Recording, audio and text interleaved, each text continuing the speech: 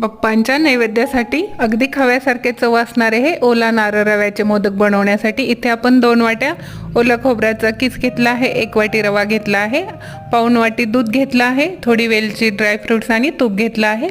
प्रथम तुपावर रवा आपल्याला छान खरपूस भाजून घ्यायचा आहे। दुधामध्ये साखर, वेलची टाकून दूध उकळून घ्यायचं आहे। रवा छान भाजल्यानंतर याच्यामध्येच ओलं खोबरं जे आपण किसून घेतलं आहे ते घालायचं आहे आणि तेही व्यवस्थित भाजून घ्यायचं आहे। रव्यामध्ये ओलं खोबरं भाजून छान फडफडीत झालं आहे। आता याच्यामध्ये 2 मोठे चमचे दूध पावडर घेतले आहे ती घालायची आहे आणि अर्धी वाटी ड्रायफ्रुट्स घेतले ते घालायचे।